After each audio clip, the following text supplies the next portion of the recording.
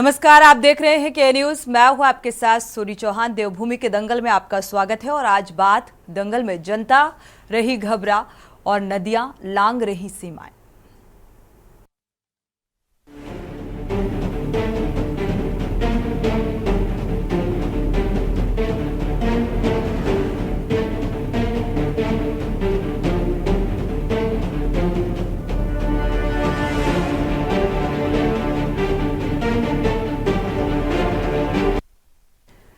Monsoon की भारी बारिश ने देवभूमि उत्तराखंड में आम जनजीवन को बुरी तरह से अस्त व्यस्त कर दिया है और पूरे प्रदेश भर में हो रही प्रलय की इस बारिश ने राज्य को काफी नुकसान पहुंचाया है।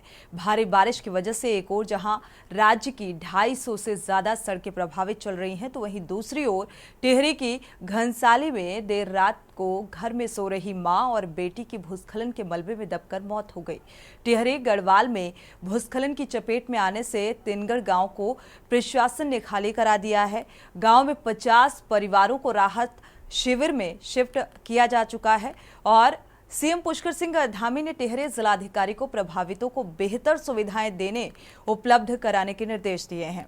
नेता प्रतिपक्ष यशपाल आर्य ने आपदा प्रभावितों से मुलाकात की और इस दौरान उन्होंने सरकार से प्रभावितों के विस्थापन किए जाने और प्रभावितों को जल्द से जल्द मुआवजा दिए जाने की मांग की है। कांग्रेस का आरोप है कि सरकार ने समय रहते आपदा से निपटने के लिए कोई तैयारी क्यों नहीं की, जिससे जानमाल की काफी जो है नुकसान हुआ और उसे रोका जा सकता था। वहीं कांग्रेस ने मोदी सरकार पर राज्य की उपेक्षा का भी आरोप लगाया। कांग्रेस का यह भी कहना है कि केंद्र ने अब तक राज्य को आपदा प्रबंधन के लिए कोई आर्थिक मदद नहीं दी है और जिससे आपदा प्रभावितों तक सरकारी मदद नहीं पहुंच रही। और आज इन्हीं सब मुद्दों पर विस्तार से चर्चा को आगे बढ़ाएंगे। पहले आपको रिपोर्ट दिखाते हैं।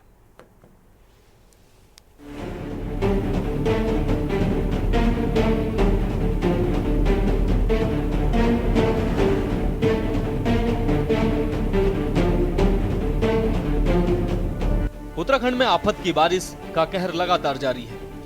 मॉनसून की बारिश ने जनजीवन बुरी तरह से अस्त व्यस्त कर दिया है।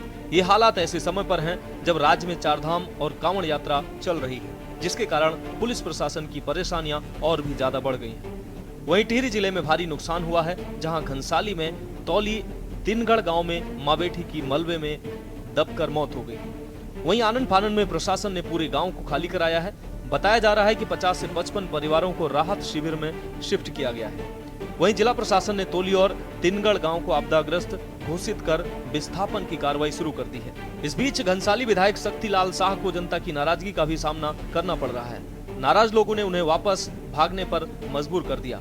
वहीं नेता प्रतिपक्ष यशपाल आर्य ने भी आपदा प्रभावितों से मुलाकात की है। इस दौरान उन्होंने राज्य सरकार से प्रभावितों को स्पेशल पैकेज दिए जाने की मांग की है। साथ ही संवेदनशील गांवों के विस्थापन की भी मांग की है। देखिए, बड़ी भयावह स्थिति है।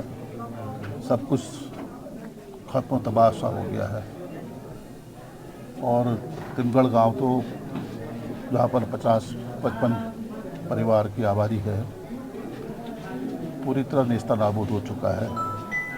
और यहाँ पर इंटर कॉलेज में इन लोगों ने शरण ली है। प्रशासन की ओर से इन्हें व्यवस्था की गई, भोजन की व्यवस्था की गई है और जो उपचार के लिए डॉक्टर्स की टीम यहाँ पर मौजूद है। लेकिन मेरा कहना है कि आज भी कई परिवारों से हमने मिला हूँ, माताओं से, बहनों से, उनकी अपनी व्यक्तिगत पीड़ाएँ, समस्याएँ हैं, टेंशन नहीं हो रही। छोटे मासूम बच्चे हैं, जो दिव्यांग हैं, बुजुर्ग हैं, तो कोई सुनने वाला नहीं है। बड़ी विडंबना है। मानवता को शर्मसार कर देती है ऐसी घटनाएं। हमारा स्पष्ट रूप से कहना है, विस्थापन हर वर्ष आपदा आती है, विस्थापन की बात होती है, लेकिन विस्थापन नहीं हो पाता है। इनको पर्याप्त मुआवजा मिलना चाहिए। देखिए, सरकार पूरी तरह से फेल हो चुकी है। सरकार का जो तंत्र था वो पूरा फेल हो चुका है और इसका जीता जाता उदाहरण अभी जो हाल में टिहरी में जिस तरह की प्राकृतिक आपदा आई है और सरकार को मजबूर होकर वहाँ के लोगों को स्थापना करना पड़ रहा है, विस्थापित करना पड़ रहा है इधर उधर। इससे बिल्कुल ये जाहिर होता है कि सरकार की कोई तैयारियां नहीं थी और ये पहली बार नहीं है। चारधाम यात्रा में भी जनता इसको देख चुकी है, वनाग्नि के मामले में भी जनता इसको देख चुकी है। आपदा को देखते हुए पार्टी नेतृत्व ने निर्देश दिया है कि वैसे तो सभी सांसदगण संसद के सत्र में बिजी है, लेकिन अपने अपने क्षेत्रों में संपर्क बनाए रखने के निर्देश दिए गए हैं। हमने अपने सभी विधायकों को ये निर्देश दिए हैं कि वो अपने अपने विधानसभा क्षेत्रों में रहने का प्रयास करें और वहाँ अगर कोई भी आपदा की घटना होती है तो उसमें तुरंत फौरी तौर पर आपदा और प्रबंधन के राहत और प्रबंधन के कार्य को वहाँ पर जो है प्रशासन के साथ में समन्वय करते हुए उसको देखें और अधिकतर विधायकों को ही अपने क्षेत्र में रहने के लिए हम लोगों ने कहा है। वहीं उत्तराखंड में देवी आपदा पर सियासत गर्मा गई है। दरअसल कांग्रेस के वरिष्ठ उपाध्यक्ष सूर्यकांत धस्माना का कहना है कि मोदी सरकार ने राज्य की उपेक्षा की है। आपदा प्रबंधन के लिए राज्य को कोई आर्थिक मदद नहीं दी गई है। उन्होंने राज्य के सभी सांसदों और राज्य के मुख्यमंत्री को भी चुनौती देते हुए कहा कि केंद्र को आपदा प्रबंधन को लेकर किसी ने कोई प्रस्ताव भेजा हो तो सार्वजनिक करें।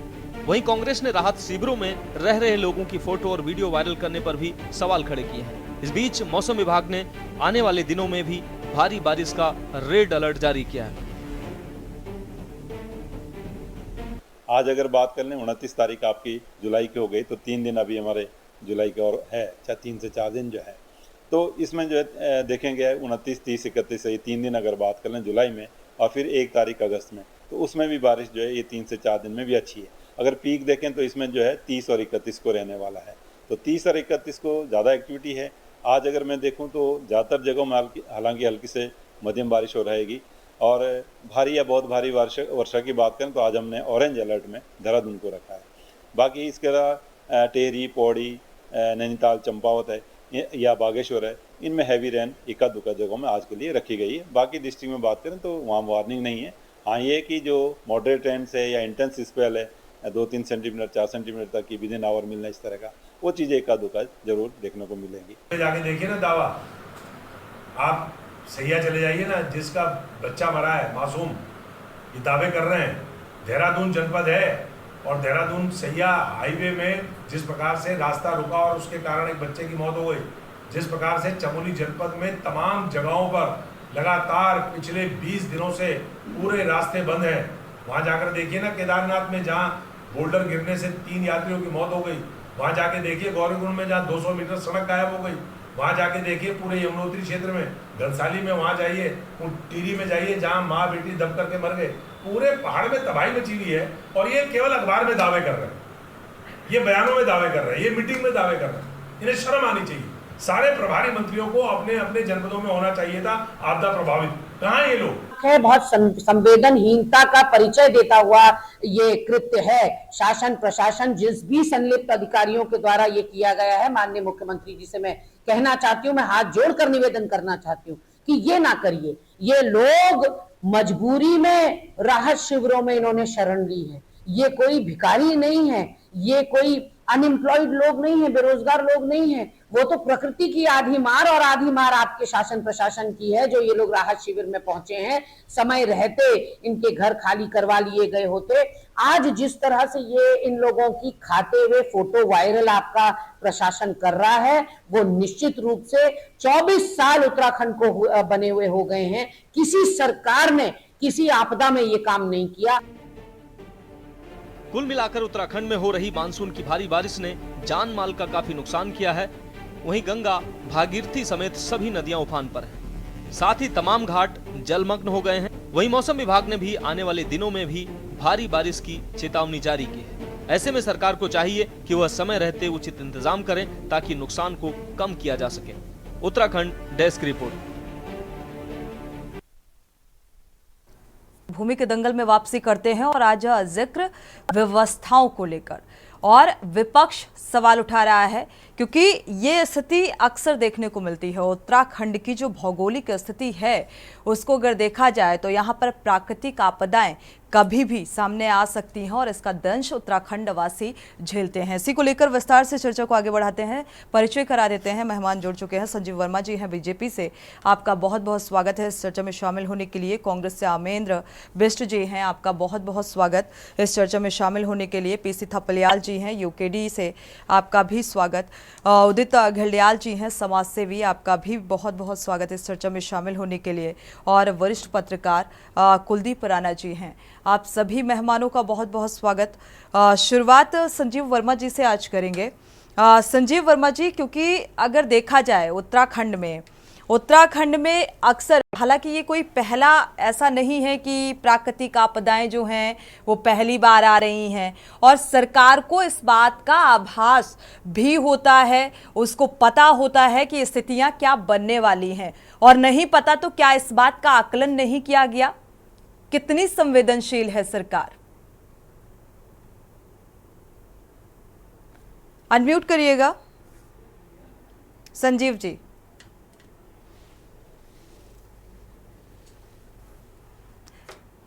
हो गया जी संजीव जी। देखिए, सरकार पूरी तरह संवेदनशील है, पूरी तरह से गंभीर है, और हमारा जिला प्रशासन और तमाम हमारी जो अमली जामा पूरा उसमें हुआ है। उसमें चाहे एनडीआरएफ हो, एसडीआरएफ हो, और तमाम हमारा जितना भी जिला प्रशासन है पूरी मुस्तैदी के साथ लगा हुआ है।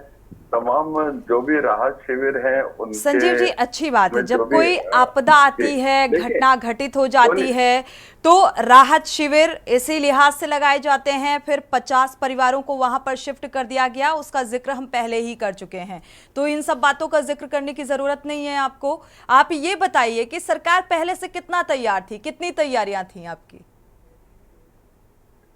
सोनी जी, देखिए, सरकार ने पहले से मानसून का सीजन आने से पहले ही अपनी पूरी तैयारियां कर रखी हैं, और मतलब शर्म आनी चाहिए इस विपक्ष को, शर्म आनी चाहिए कांग्रेस पार्टी को और इनके नेताओं को, और ये जो यूकेडी के बैठे हैं, जो एक तरह से आपदा के ऊपर भी राजनीति कर रहे हैं, खिल्ली उड़ा रहे हैं। और मैं सोचता हूँ इतने निर्लज हो गए, इतने असंवेदनशील हो गए, इनको हर चीज के ऊपर राजनीति का कोई अवसर ढूंढने से ये लोग बाज आते नहीं हैं। ऐसे समय पर, जिस समय पूरा प्रदेश सत्ता पक्ष मौका क्यों देता है संजीव जी? प्राकृतिक है, इनको वहां पर मदद करनी चाहिए थी। अपने राहत शिविर जितने हैं वहां पर इनको सहयोग करना चाहिए, और ये आज भी यहाँ बैठकर सरकार की खिल्ली उड़ा रहे हैं।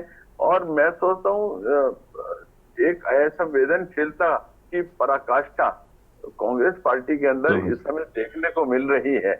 इन लोगों के अंदर मानवता नाम की कोई चीज दूर से दूर तक रही नहीं। हर चीज के अंदर राजनीति, हर चीज के अंदर राजनीति। जैसे इनके नेता राहुल गांधी वहाँ संसद के अंदर अराजकता करते हैं, वैसे ही अराजकता ये लोग यहाँ प्रदेश में करते हैं। इतने निर्लज हो गए हैं। संजीव जी, अच्छी बात है, विपक्ष क्या कर रहा है? विपक्ष जो विपक्ष का काम है वो कर रहा है, आप मौका दे रहे हैं, विपक्ष सवाल उठा रहा है व्यवस्थाओं को लेकर, चारधाम यात्रा को लेकर भी सवाल उठे, वनाग्नि की घटनाओं को लेकर भी सवाल उठे, और न जाने कितने ऐसे सवाल, हर एक मसले पर आप लोग मौका देते हैं और उठते हैं। लेकिन समस्या सवाल विपक्ष के उठाने से नहीं है, समस्या इस बात से है कि जो प्राकृतिक स्थितियां हैं उत्तराखंड की, भौगोलिक स्थितियां हैं, क्या इस बात का आकलन सरकार पहले से नहीं कर पाई? और कर पाई तो क्या व्यवस्थाएं कर पाई? सवाल ये है। हमारे साथ और भी मेहमान हैं, कांग्रेस से अमेंद्र जी का रुख करते हैं, वापसी करेंगे संजीव जी, क्योंकि सभी के सवालों का जवाब देना होगा आपको। अमेंद्र विष्णु जी का रुख कर लेते हैं। अमेंद्र जी, विपक्ष सवाल उठा रहा है, अच्छी बात है, लेकिन सहभागिता कितनी है विपक्ष की, और सरकार की व्यवस्थाओं पर भरोसा क्यों नहीं?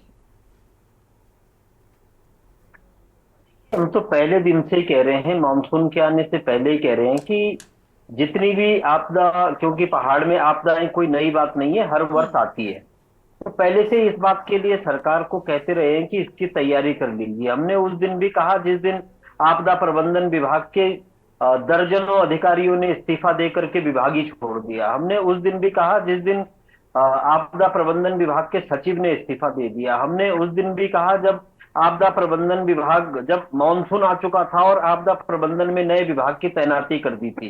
तो हम लगातार हम सत्ता पक्ष पर इस बात को लेकर के सुझाव देते रहे हैं कि उनकी तैयारियां अधूरी है, और आज भी हम उस बात को लेकर के कह रहे हैं। और हम जिन बातों को कह रहे हैं वो बिल्कुल आज मतलब आप धरातल पर देखेंगे वो सटीक उतरती हैं, क्योंकि अब आप ही दिखा रहे हैं कि उत्तराखंड में 250 से 300 सड़कें इस समय जो है पहाड़ी जनपदों में पूरी तरीके से बंद है। अगर तैयारी होती तो ये सड़कें क्या बंद होती? उत्तरकाशी के यमुनोत्री वाले इलाके में, यमुनोत्री विधानसभा में जिस तरह से आपदा की घटनाएं हुई हैं, हमारे टिहरी जिले में विकासखंड भिलंगना में एक बड़ी घटना हुई है जहां पर नेता प्रतिपक्ष यशपाल आर्य जी भी कल वहां पर गए थे और वहां आपदा का जायजा लेकर के कल लौटे हैं। तो वो सारी चीजें ये दोस्तों ये स्पष्ट है कि इनकी कोई तैयारियां है नहीं। तो आप तो संजीव वर्मा जी को देख ही रहे हैं कि खुद उनकी कितनी तैयारी है, वो किस तरह के जो आरोप हमको लगाने थे वो आरोप हम पर लगा रहे हैं कांग्रेस और अन्य दलों पर कि हमारी तैयारी नहीं है। तो हमारा ये कहना है कि आज भी सरकार, आप देख लीजिए मुख्यमंत्री दिल्ली में वो किताब का उद्घाटन कर रहे हैं, प्रदेश में आपदा आई हुई है वहां वो किसी किताब के उद्घाटन में व्यस्त हैं। और इनके अलावा करेंगे पीसी थपलियाल जी, सरकार जिस तरीके से व्यवस्थाओं को लेकर दावे कर रही है, प्राकृतिक आपदाओं को लेकर दावे कर रही है, संवेदनशील है सरकार, क्या ये संवेदनशीलता आपको दिखाई दे रही है सरकार की? थपलियाल जी जी एक्चुअल में जो राज्य बना, राज्य बनने के बाद हमने सोचा कि देहरादून नजदीक होगा, अपनी राजधानी होगी, अपनी राजधानी से अपने नेता कठोर उनके भरोसे हम जिएंगे। लेकिन हमें उत्तर प्रदेश से भी दुश्वार हो गया अब जीवन काटना पहाड़ों में।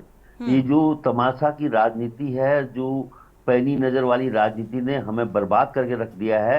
हम कल टिहरी गए थे और टिहरी में जब हम डीएम कार्यालय में गए थे तो आप सरप्राइज करेंगे कि वहां चूहा भी नहीं मिला हमें वहां गार्ड तक अवेलेबल नहीं था। और हमें बड़ी वो भी कि एक जिम्मेदार ऑफिस और इतनी बड़ी आपदा जिस जिले में आ रखी है वहां का सारा स्टाफ अपने संडे था अपने घरों में थे, क्योंकि वो क्या करते, क्योंकि आपने देखा होगा कि उससे पहले एक मंत्री जी गए जिन्होंने बैकडोर एंट्री के लिए बड़े फेमस रहे, वो वहां जाके उनको वैसे भी पहाड़ की भूगोल की ज्यादा पीड़ा की जानकारी तो है नहीं, वहां पे गए, वहां विस्थापन का ऑर्डर देके आ गए कि इनको विस्थापित करो।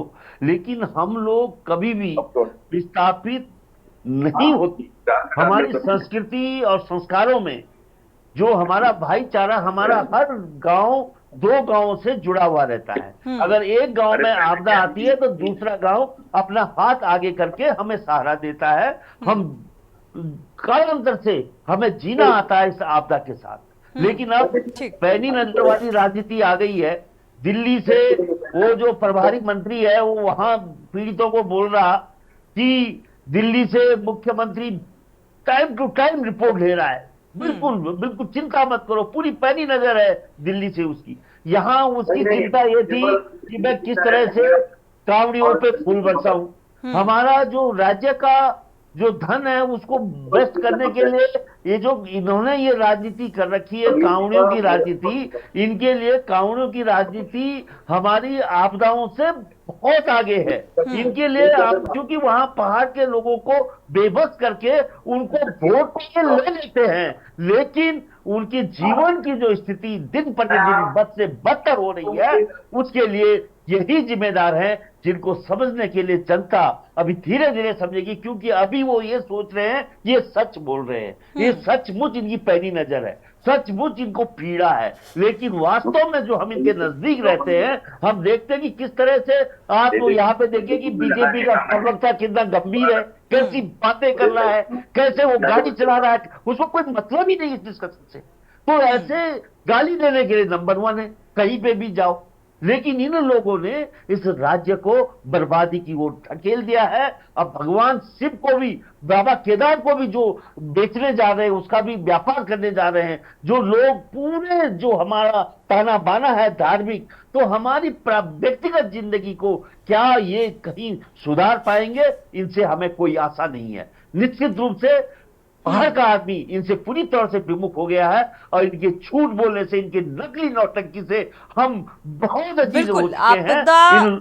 और प्राकृतिक जो आपदाएं आती हैं, ये हर एक व्यक्ति की जिंदगी को प्रभावित करती हैं और इसलिए ये एक व्यक्तिगत मसला हो जाता है, जैसे कि थपलियाल जी ने शब्द का जिक्र किया। देवभूमि के दंगल में चर्चा प्राकृतिक आपदाओं से निपटने के लिए सरकार की व्यवस्थाओं को लेकर जो सवाल विपक्ष उठा रहा है, उसको लेकर चर्चा की शुरुआत उदित घिल्डियाल जी का रुख करते हैं, इसके बाद कुलदीप राणा जी का करेंगे। उदित घिल्डियाल जी, चूंकि आप समाज सेवी हैं और सरकार की जो व्यवस्थाएं हैं इनको आप कितना देख पा रहे हैं जमीनी स्तर पर?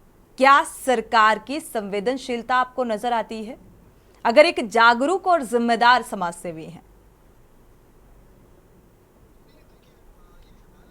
और रहेंगी और अभी बढ़ेंगी। जैसे जैसे जलवायु परिवर्तन हो रहा है वो सब जगह पूरी दुनिया में इस समय आपदा आ रही है। अब सवाल उठता है कि हम इस आपदा के लिए कितने तैयार हैं।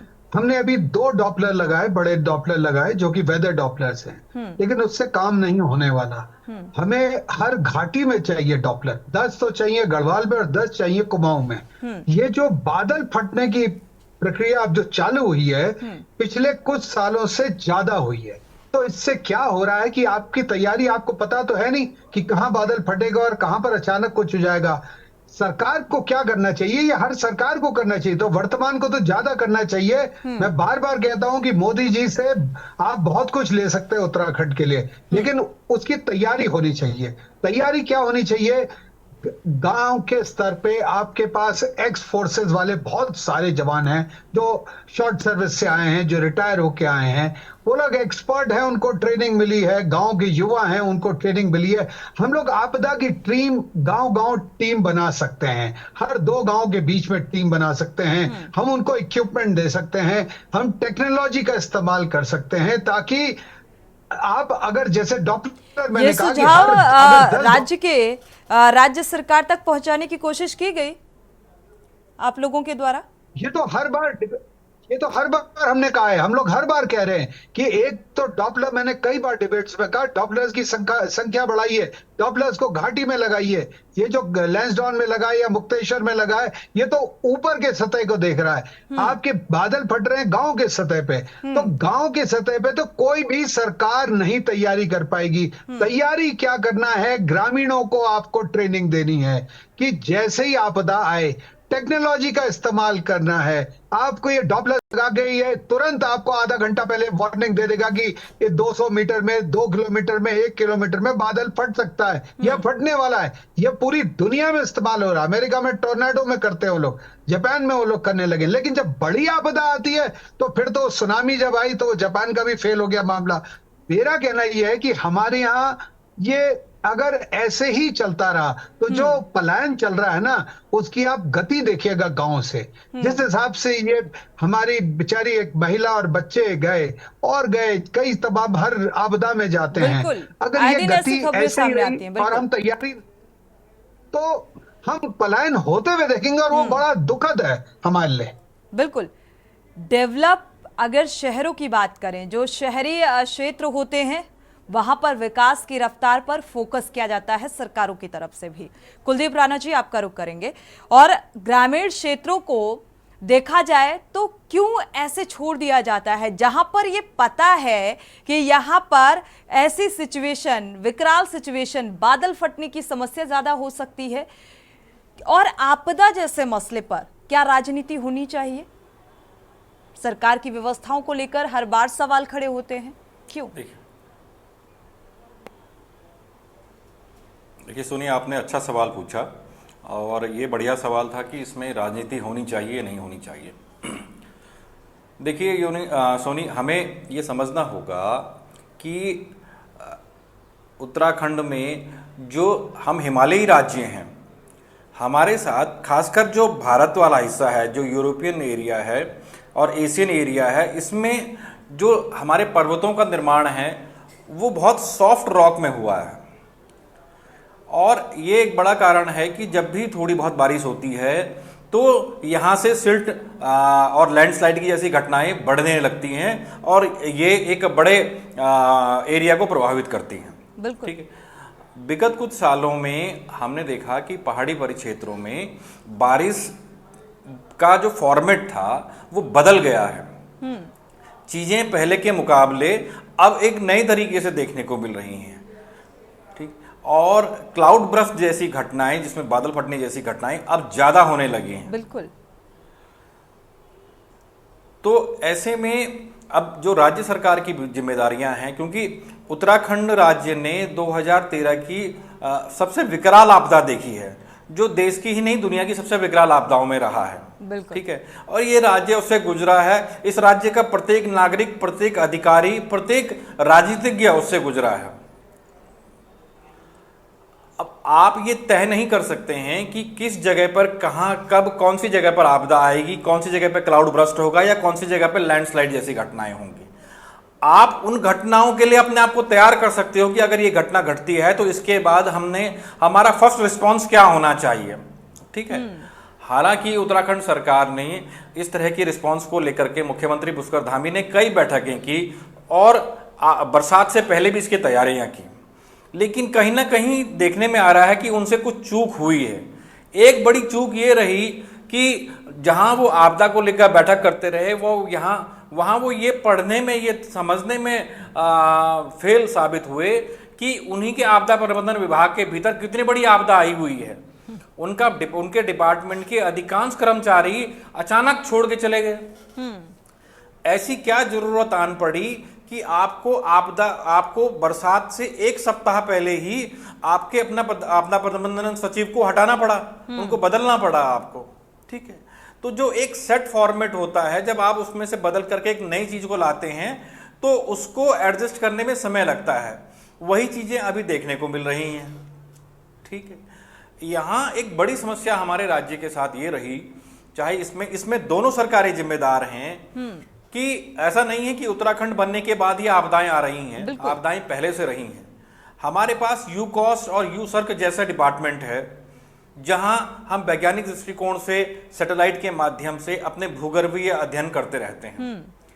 हमने कभी यह समझने का प्रयास नहीं किया कि सैटेलाइट अपने वैज्ञानिकों के माध्यम से कि भाई वो कौन से क्षेत्र हो सकते हैं उत्तराखंड के जो कमजोर हैं, जहां कौन सी पहाड़ियां हैं जो कमजोर हैं, कहां गांव बसाए जा सकते हैं, किन गांवों को वहां से हटाया जा सकता है। हालांकि 2013 की आपदा के बाद एक रिपोर्ट निकल के आई थी जिसमें 700-800 गांवों को हटाने की बात की गई थी, लेकिन वो रिपोर्ट फिर ठंडे बस्ते में चली गई। ठीक है ना। किसी सरकार ने उस पर ध्यान नहीं दिया। अभी जरूरत उसी दिशा में है कि हमें उन चीजों को ध्यान देना होगा और हम अपने गांवों को, अपनी रिहाइश को कैसी जगह में हम एस्टेब्लिश कर सकते हैं। और दूसरा, कुछ नियमों को लेकर के भी सख्ती होनी चाहिए, क्योंकि 2013 की आपदा में जिस तरीके से नदियों में, गाढ़ गदेरों में पानी आया और उसके बाद आसपास बसे लोग, घर जो हैं वो बह गए, लेकिन हमने उससे कुछ सीखा नहीं। आज भी हमारी नदियों के आसपास इतने घर बने हुए हैं, लोग आवासीय से लेकर के व्यावसायिक वहां पर अपने आवास बना रहे हैं, निर्माण कर रहे हैं। बिल्कुल। सरकार को चाहिए कि इन चीजों की तरफ थोड़ा ध्यान दे। बिल्कुल। 2013 का वो मंजर, वो त्रासदी आज भी लोग नहीं भूल पाए हैं। जिन्होंने इस त्रासदी में अपनों को खोया, उनसे जरा पूछिए संजीव वर्मा जी कि क्या बीत रही होगी उनके जहन में, दिल दिमाग में। और आज भी वो त्रासदी का मंजर अगर कोई याद करता है तो रूह कांप जाती है। तो वो तस्वीर दोबारा से ना दोहराए, इसके लिए सरकार को बिना कुछ सोचे इतनी संवेदनशीलता बरतनी चाहिए, जो कि कहीं ना कहीं नहीं बरती जा रही है। और सवाल इसीलिए उठ रहे हैं, केंद्र सरकार की तरफ से अभी तक क्या कुछ मदद की गई है संजीव जी? क्योंकि अगर केंद्र सरकार से, क्योंकि सीएम धामी अक्सर दिल्ली पहुंचते हैं, बजट की मांग भी करते हैं, आपदा प्रबंधन आपका कितना मजबूत हुआ?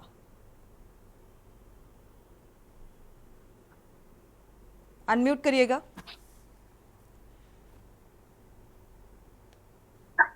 अभी जो हमारा बजट आया है, बजट में भी आपदा प्रबंधन को लेकर उसमें राशि उत्तराखंड के को मिली है और सरकार पूरी तरह से गंभीर है। तमाम SDRF, वो तो पता है संजीव जी, वो तो बजट का एक पता है कि भाई बादल फटने में अगर कोई ऐसी हानि होती है तो उसको सरकार मदद देगी, कितनी मदद देगी ये भी साफ नहीं है, लेकिन वो पता है। लेकिन आपदा प्रबंधन कितना स्ट्रांग हुआ मौजूदा वक्त को देखते हुए, हालात को देखते हुए, जिस तरीके की स्थितियां बन रही हैं उत्तराखंड में, 250 सड़कें, ये कम नहीं होती हैं। भूस्खलन की समस्या इतनी ज्यादा, 50 परिवारों को राहत शिविर में पहुंचाया गया है। क्या व्यवस्था है? सोनी जी बोलती रहेंगे, सुनेंगे भी मेरे को। बिल्कुल, जवाब तो लेंगे ही ना संजीव जी। सोनी जी देखिए, कोई पहली बार ऐसा नहीं हो रहा है कि इस वर्ष ही कोई प्राकृतिक आपदा आई हो या अति वृष्टि हुई हो या सड़कें बंद हुई हो।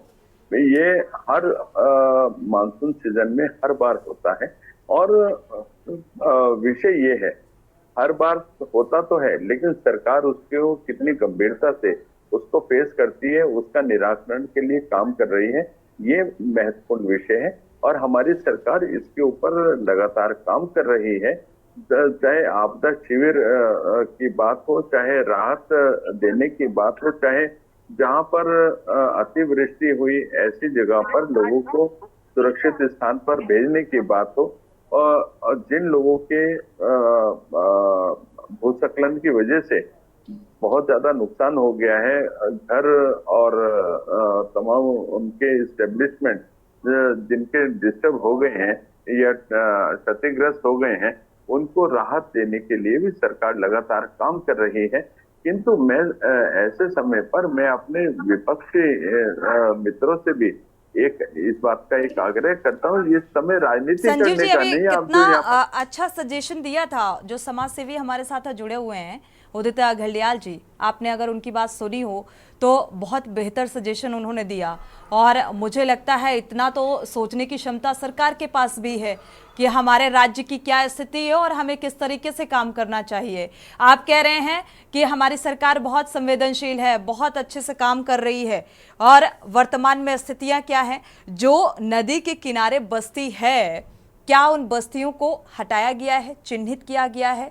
ऐसी स्थितियां, क्योंकि अभी फिलहाल देखा जाए उत्तराखंड में मॉनसून और इस तरीके की आपदाएं कभी भी किसी भी वक्त कुछ भी हो सकता है, भूस्खलन की भी समस्या बनी हुई है की ड्राइव चलती है, उस समय ये विपक्ष के लोग वहाँ ढाल बनकर खड़े हो जाते हैं। अभी विगत समय पर रिस्पना नदी में, जो नदी के बिल्कुल अंदर एनजीटी के आदेश के बावजूद जो जिन लोगों को हटाने की एक प्रक्रिया चली थी, ये लोग उनकी ढाल बनकर खड़े हो गए और उसका भी विरोध किया।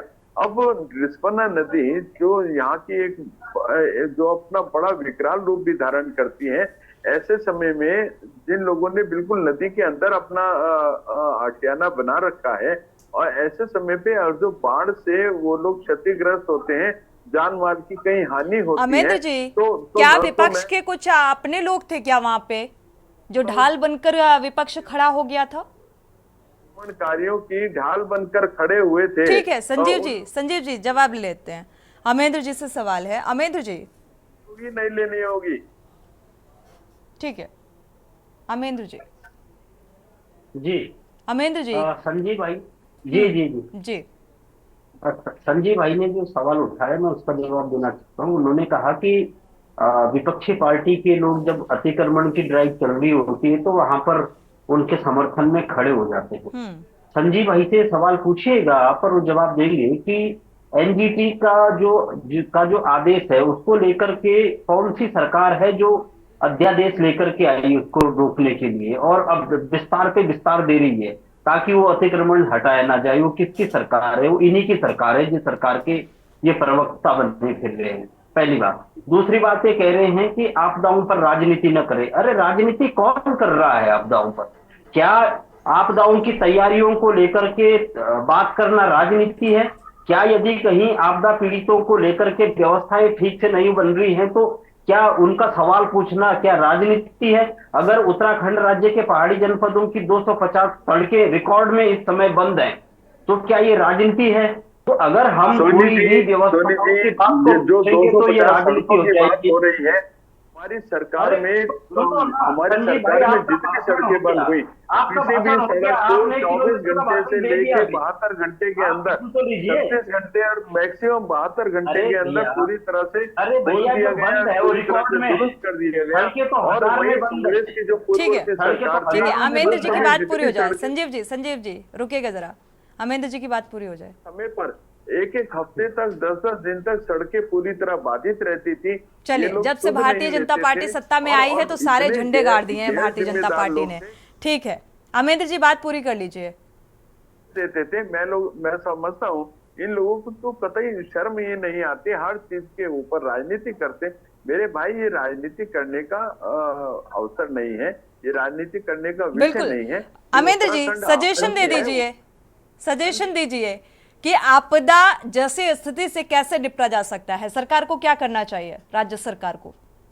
संजीव भाई को भाषण देने की लंबी आदत है, अभी वो पार्टी दफ्तर से गाड़ी भगा करके भाषण देते देते घर पहुंचे और यहाँ भी भाषण फेलने पर लगे। मैं ये कह रहा हूं कि सवाल इस बात का बिल्कुल नहीं है कि देखो, हम ये स्पष्ट कह रहे हैं कि आपदाएं तो किसी सरकार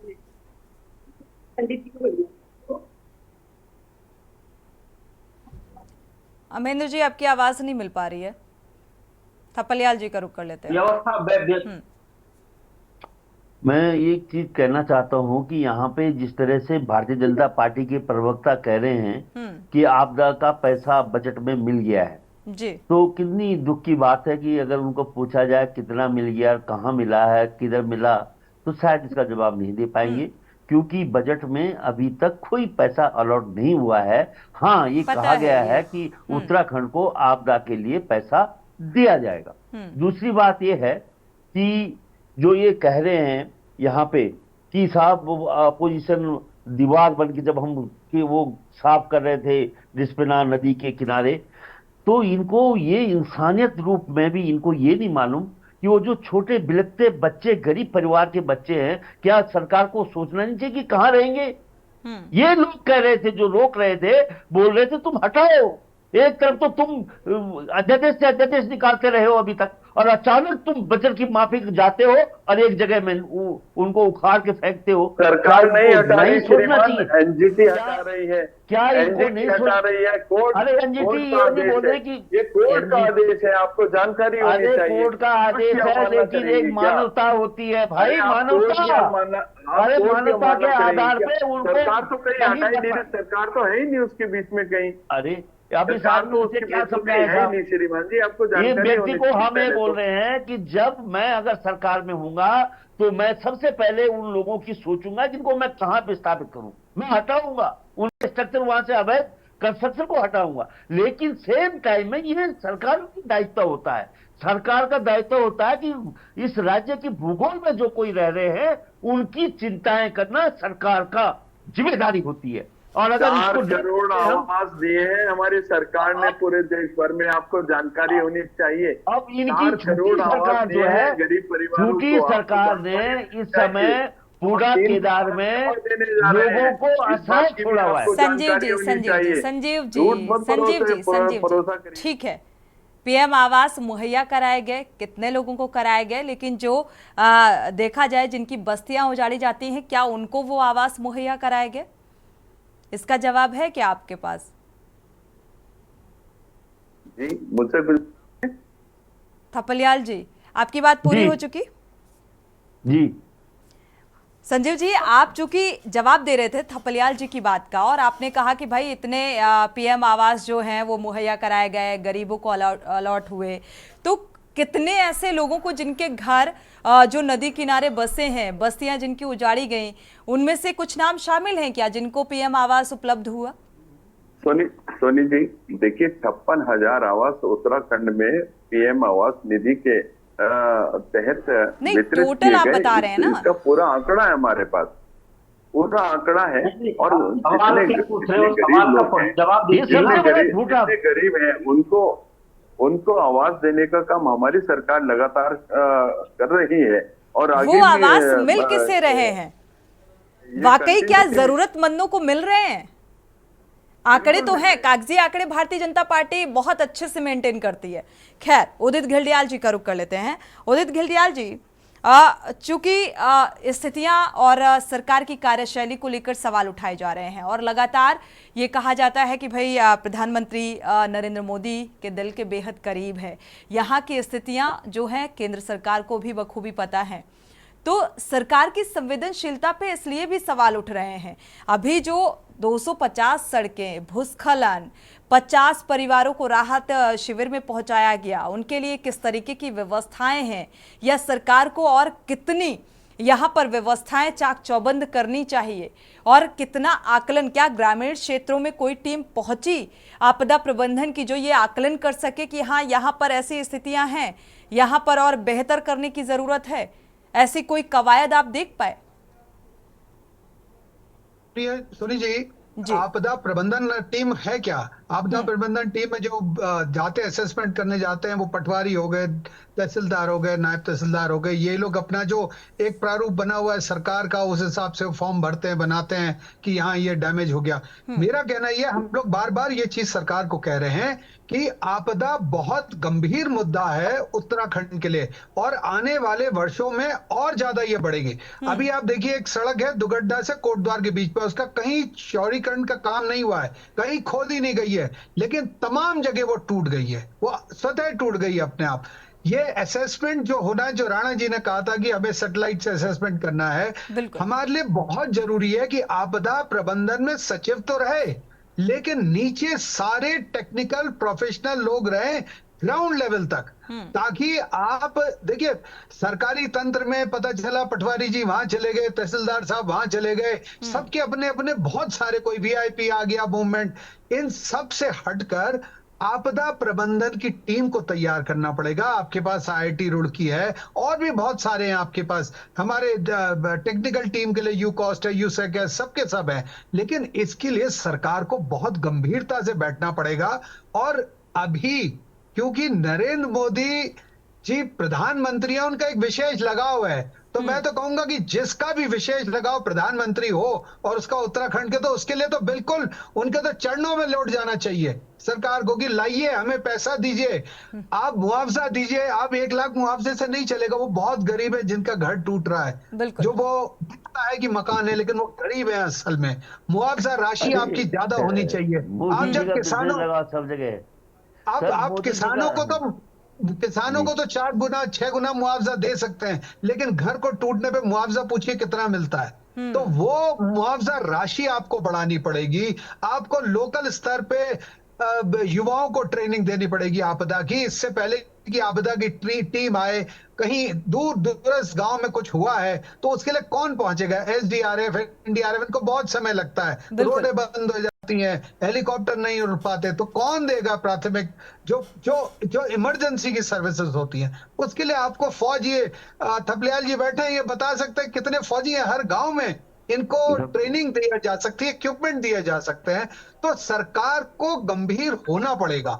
अभी तक मैं ईमानदारी से कह रहा हूं सरकारें कभी भी गंभीर नहीं, और ये जो मुद्दा उठाए कि पूरी आपदा की टीम को बदला गया, आपदा की टीम को नहीं बदलना, आपदा की नई टीम लानी है, टेक्निकली जो भी क्वालिफाइड हो, ऊपर आप सचिव जरूर बचाएं, हर तरीके से मजबूती जरूरी है और तभी प्राकृतिक आपदाओं से निपटा जा सकता है, क्योंकि प्राकृतिक आपदाओं से निपटना काफी चुनौतीपूर्ण होता है और सरकार को भी इस बात को समझना होगा। लेकिन काफी हद तक एक कोशिशें जो सरकार की तरफ से बेहतर तरीके से होनी चाहिए वो भी होती हुई नहीं नजर आ रही। कुलदीप राणा जी, और विपक्ष जिस तरीके से सवाल उठा रहा है, ग्रामीण क्षेत्रों में अभी भी सरकार उतना गंभीरता से नहीं ले रही है, क्या वजह देख पा रहे हैं आप?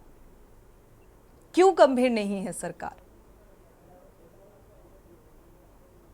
नहीं, देखिए, मैं इसमें ये तो नहीं कहूँगा कि सरकार गंभीर नहीं है। अगर सरकार गंभीर नहीं होती तो आज ये स्थितियाँ, चीज़ें इस तरह की नहीं हो पाती, ठीक है ना। और सरकारें, अगर ये सरकार गंभीर नहीं है तो ऐसा भी नहीं है कि पिछली सरकार ज़्यादा गंभीर रही हो। सरकारें अपने स्तर से गंभीरता दिखाती हैं। महत्वपूर्ण होता है कि हमारे पास वो मैकेनिज्म हमने डेवलप किया है या नहीं किया है, ठीक है। यहाँ जो कमियां हैं, आपको आन के आश्चर्य होगा सोनी कि उत्तराखंड के 13 जिलों में जो आपदा प्रबंधन अधिकारी हैं, इनमें से कितने आपदा प्रबंधन अधिकारी हैं जो स्थायी हैं? ठीक, हम कॉन्ट्रैक्ट पे आपदा प्रबंधन अधिकारी लेकर के आ रहे हैं, ठेके पे हमारे यहाँ आपदा प्रबंधन अधिकारी हैं, बिल्कुल, ठीक है ना। तो जो व्यवस्थाएं हैं उनको लेकर के बार बार ये बात कही जाती है केंद्र में, जब भी उत्तराखंड में आप जरूरत पड़ी। और देखिए, बजट और आपदा को लेकर के, आपदा का जो स्टेट डिजास्टर फंड होता है, जो सेंटर में जो एनडीआरएफ का भी फंड है, उसमें चीज़ों को लेकर के कोई रोक नहीं होती है।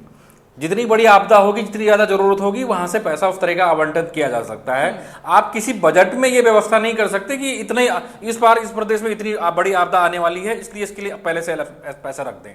आप इसका कोई असेसमेंट नहीं कर सकते।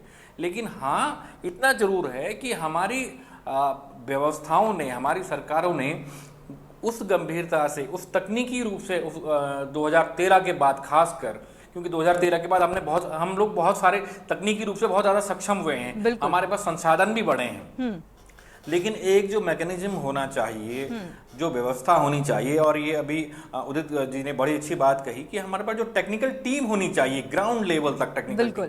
आप ग्राम पंचायत के तो चुनाव करवा रहे हैं, लेकिन आपको मालूम है कि उत्तराखंड में आपदा आनी है, लेकिन हम ग्राम स्तर पर भी अपने उन लोगों को ट्रेंड नहीं कर पा रहे हैं कि अगर ऐसी स्थिति होती है तो आप उसमें क्या, उसमें प्राथमिकी होनी चाहिए। ठीक है, तो उन चीजों की तरफ ध्यान देने की जरूरत है। चीजों को लेकर के देखिए, बार बार एक दूसरे को की तरफ उंगली उठा करके जो सवाल आज मुझे बड़ा आश्चर्य होता है कभी कभी, जब 2012-13 में उत्तराखंड में कांग्रेस की सरकार थी, तो यही सवाल कांग्रेस, जो सवाल आज कांग्रेस पूछ रही है, बिल्कुल जो आज विपक्ष सवाल उठा रहा है। बिल्कुल समय इजाजत नहीं देता कि चर्चा को आगे बढ़ाएं। आप सभी मेहमानों का इस चर्चा में शामिल होने के लिए बहुत बहुत शुक्रिया। लेकिन सवाल यही है कि बेहतरी के प्रयास करने का या होने का जो दावा सरकार कर रही है, आपदा प्रबंधन को और मजबूत करने की जरूरत है, और किस तरीके से जमीनी स्तर पर कार्य होना चाहिए उस पर भी ध्यान देने की जरूरत है। तभी शायद ऐसी स्थितियों से निपटा जा सकता है और ऐसे सवालों से बचा जा सकता है। इसी के साथ देवभूमि के दंगल में इतना ही। आगे खबरों के लिए आप देखते रहिए के न्यूज़ इंडिया।